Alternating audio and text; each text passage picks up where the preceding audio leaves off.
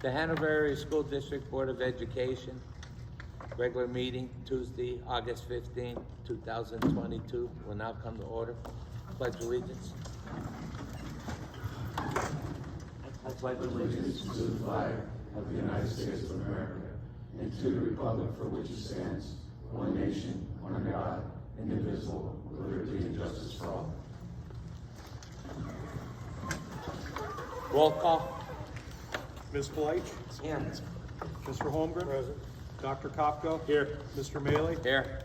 Mr. Mazur? Here. Mr. Warwick? Here. Ms. Potsko? Here. Mr. Reddick? Here.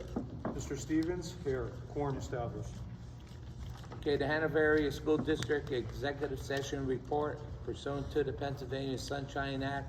The board president wishes to announce at its special meeting on Monday, August 15, 2022, the Board of Education of Hanover Area School District held an executive session to discuss matters of employee relations, labor negotiations, and went into a closed or executive session at 5 p.m. and began the public meeting at 6:30 p.m. The subjects discussed in the executive session related solely to matters of employee relations, labor negotiation, threatened or actual litigation. Approval and acceptance of minutes and reports. Regular meeting minutes of June 7, 2022. Special meeting minutes of July 14, 2022. Luzerne Intermediate Unit Board of Directors regular meeting minutes of May 25, 2022. Luzerne Intermediate Unit Board of Directors meeting minutes of June 22nd, 2022. And the Wilkes-Barre Area Career and Technical Center Board of Education Joint Operating Committee minutes of June 22nd, 2022. Can I have a motion to accept the minutes? Motion. Motion by Rick Stevens. Second. Second by Paul Holmgren. All in favor? Aye. Superintendent report. Yes, thank you, Mr. Chairman. I want to let everybody know that this Wednesday evening at 6 p.m. on an online community session, we will be launching all of the firsts of everything. We're doing orientation, we're doing kindergarten registration. We are going to introduce what the new school year, what is going to look like, and all the new features and goals of the Hanover Area School District. So this Wednesday at 6 p.m. we will be hosting a 1-hour informational session that the link will be put out to the community tomorrow morning, and from 6 to 7, actually if it flows over 7 o'clock, but I don't like to be too invasive on families' night schedules. But it will cover a gamut from kindergarten through 12th grade, everything you need to know for the opening of school, any questions that parents may have with the changes that are associated with our district, we will answer during that session Wednesday evening, this Wednesday. So the district is also preparing for the teacher return on August 24th, 23rd, 24th, and 25th, introducing new teachers and our returning teachers, and to best prepare for our district goals that will be unveiled on Wednesday evening. Students' first day of school is Monday the 29th, and we are ready for their return, their safe return. This board has authorized salaries for the new district police armed guard department that we're going to have in the district, and we will be fully prepared and staffed for a safe return of our students. That's all I have, Mr. Chairman. Motion to accept the superintendent. Motion by Mr. Orvick, second by Mrs. Bleich. All in favor? Aye. General recommendations to approve items 1 through 3. Can I have a motion? Motion. Motion by Mr. Orvick, Second. second by Rick Stevens. All in favor? Finance report. Finance items 1 through 13, and number 13 to read. Okay, my mistake. I will, for our unleaded fuel, it's gonna be $3.28 per gallon, and the diesel is going to be $4.05 a gallon. So can I have a motion that, We have to name who it is. We have Yeah. Oh, yes, it is Button Oil. Button Oil and Petroleum, sorry. Can't see anymore. So I have a motion to approve items 1 through 13. Second. Motion by Matt Reddick, Second. second by Joyce Potsko. Roll call. Ms. Blythe? Yes. Mr. Holmgren? Yes. Dr. Kopko? Mr. Secretary, item 2, I'm still waiting for an answer on a check from last month, which was payable to the Hanover Township Treasurer's Department. What the description said was to review our capital account, which I didn't quite understand, but I think I got the answer here tonight. So, with that said, number 6 and number 7, I think, may go hand in hand with that, and that is this $41 million recreation center. I'm one vote. We have no business spending 41, getting involved in a project like that. There's an exhibit here tonight. It's blank. So I don't know in good conscience, I'm not smart enough to understand how you can vote for something like that that's blank. We could be charged 50% of the fees, we could be charged 5% of the fees. Somebody looked into our capital account. I'd rather put the money in his own school district. There isn't an endless cache of money here. So I am going to be no on 2, no on 6, no on 7, yes on everything else. Mr. Maley? Yes. Mr. Majer? No on 2 and yes on the rest. Mr. Warwick? Yes. Ms. Potsko? Yes. Mr. Reddick? I'm gonna vote no on number 6, 7, 8, 9, and 10, and yes on everything else. Did we remove, Mark, did we remove the personnel items off the coaches? Mr. Stevens, yes. Do you 19, tabling that, you got that? Yeah. Okay. We're good.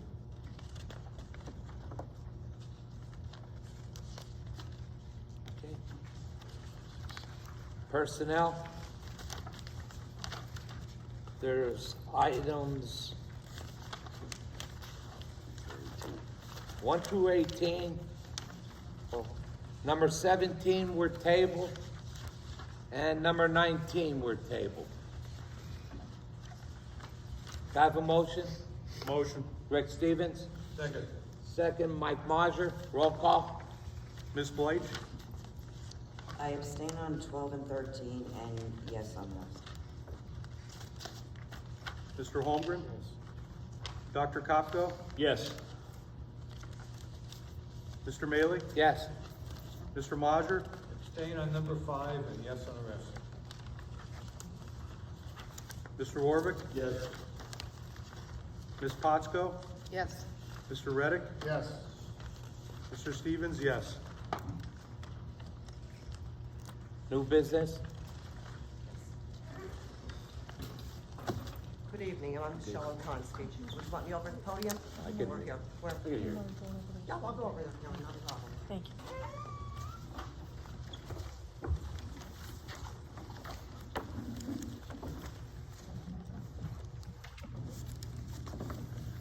Good evening. I am here just to get an update on where we are with the metal detectors for these schools and how this is going to, are they going to be here for the first day of school? I mean, we're implementing all of these new security measures for not only the safety of our kids, but of course our staff. And we're 2 weeks out and we have, from what I see, a single metal detector. How do you put 1,100 kids coming through a door through one metal detector in a timely manner? And the update, as I said, Wednesday evening, we will tell you what the order is. We have metal detection and wands, and we do have staff in place, and there are now new duties by certain teachers to be coming up and helping out with these types of protocol or procedures. Okay, but every kid will go through a metal detector and every backpack? I mean, There will be clear a backpacks- wand, there will be a wand, so to tell you that every single student would go through a metal detector, I cannot say, but we have wands that may assist in the process. But is that going to be on every student, Mr. Barrett? That is the intent right now. And I will have our safety coordinator and our safety director will be on the meeting on Wednesday. Okay, so are you now going to have the kids arrive to the school earlier and change the bus schedules? Because that's gonna take up some time. No, negative. They're the same arrival times. We cannot have a chain reaction of our buses because it will throw all the other schools off since the high school is the first drop-off point.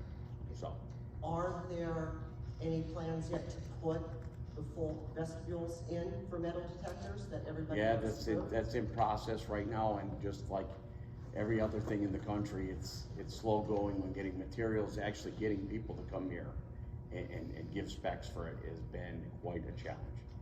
Okay, so, But it's in process right now. We are where, as far as we can be, without it moving into full operation. okay, so everything will be enforced at the door, dress codes and, Well, dress codes might lead into homeroom. We're right now at the entrance points. We would be worried about any type of danger or any threats. And then once we get in the classroom, then we'll start looking at the micro details. okay, and who is going to enforce these new policies in the classrooms? I mean, our teachers over the past year really took a lot of verbal abuse from these kids. I mean, sadly, I mean, it's not all of them, but I understand why things had to be done. A few ruined it on everyone. And as you are aware, there are a lot of parents that, quite frankly, are pissed off. There's no nice way of putting it, you know, and over the cell phones, which I understand why it was done. I don't have a job where I could carry my cell phone on me. But we are living in a different world. But a teacher should not have to constantly tell a kid to put a phone away, be told to go screw themselves, and have the whole classroom disrupted. Will a resource officer be coming in to remove that kid? Will there be swift consequences for bad behavior? You have done so much to award kids for their good behavior and their attendance, which is wonderful. But you have to show these kids that there's consequences for not following the rules. So we do, I'm sorry. Ma'am, I believe Mr. Barrett last year expelled 42 children, students. Right, and that is, I mean, For that's bad behavior. excessive. And so that actually lets you know where these attitudes are on these kids. I mean, that's unheard of, especially in our district. We never had that many. We had so many fights last year. It was absolute craziness. It really was. I agree, and if you talk to other school districts, they had the same problem. Oh, A lot of- yeah. And we don't know why, and it's younger kids. It's from every grade level through. It's not just the high school. The only problem is you get into the high school level, these kids are physically stronger. I mean, you know, a female student, even a male student, is going to take a swat at a teacher. I'm sure it's already been done. You know, I've heard through the grapevine that one or two got hit in the process of things. And our teachers aren't here to be punching bags, so they're not here to be, they're here to teach and help these kids understand what's going on. And they can't have this disruption, and they shouldn't have to put themselves in harm's way, being afraid to reprimand a kid that they're gonna be verbally or physically attacked by them. And is that something that a resource officer is going to step into a classroom, or yourself, Mr. Barrett, Mr. Sipper, somebody from administration, and you're out of here? And not have the kid back in class 3 periods later, like nothing happened. Is there gonna be detentions? Not just expel, you know, we used to, at one time, we had in-school detention. We had after-school suspensions. We had all of that. A lot of that went away for whatever reason. And it became a free-for-all with behavior. So if I can answer your question, we've implemented several new procedures and several new disciplinary actions. So in-school suspension is something we have activated that room again. We are in preparation for that. We have worked closely with our bus company to do an after-school run so we can have after-school detention. And we are also implementing a Saturday detention. So we have consequences. We have prepared for this. We have began to prepare, unfortunately, for these difficult situations. We are also handling on a proactive basis too.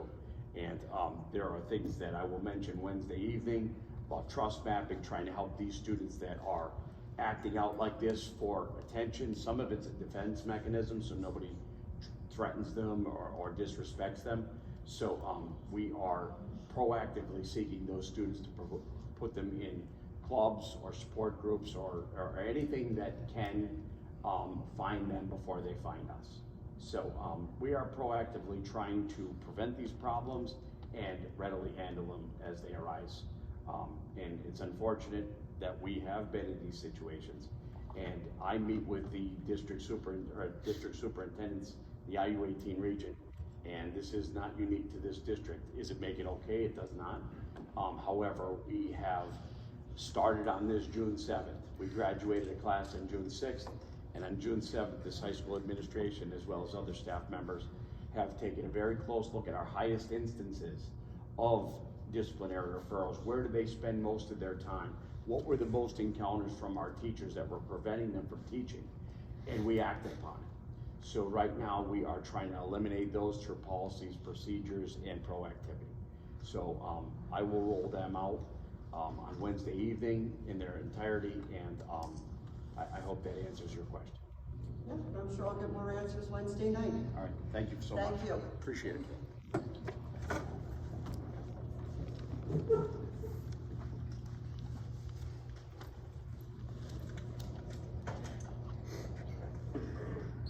Mike Potsko, Hanover Township. I'd like to start off with a legal objection. Public comment was not solicited prior to the actions being taken on during this meeting, and that is against the Sunshine Act.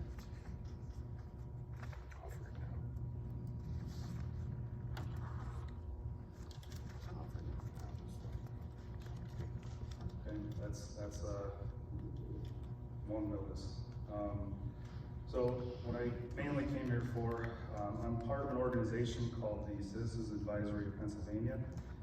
Some of our main goals are to empower parents and taxpayers, and also to work with our school districts to ensure the best education possible for our children, the best uses for taxpayer funding. Pennsylvania Constitution provides parents the rights to have a say in how their child is being educated and instructed. For some reason, a focus on non-curriculum-based programs and materials has crept into our schools. These programs and materials are being provided without parental consent or opt-in approvals. Therefore, I'm here to provide an opt-out form for the board's advanced review and to any parent interested in reviewing or submitting one. Submitting this form is not a request by a parent. It is notice that they have the constitutional right to prevent their child from being exposed to programs and materials they deem inappropriate. Some of these programs include surveys, distribution of private information, human sexuality education, and social and emotional learning. Some parents may opt to have their children exposed to these and other programs, but every parent also has the right to opt their children out. I have a copy here, and it's to be entered into the public record and included with the formal minutes for this meeting. If anybody wants to discuss it afterwards with me, feel free. Thank you. Thank you, Mike.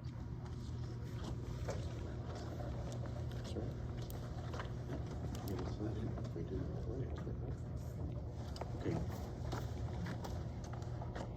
Ladies and gentlemen, if there's anything on agenda items that you would like to comment on before Chairman closes the meeting, you may do so.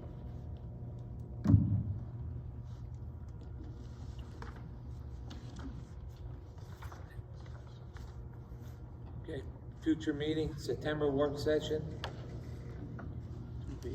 To be announced, and the September regular meeting to be announced. I make a motion to adjourn? Motion. Motion by Stacy Blight, second by Paul Holmgren. All in favor?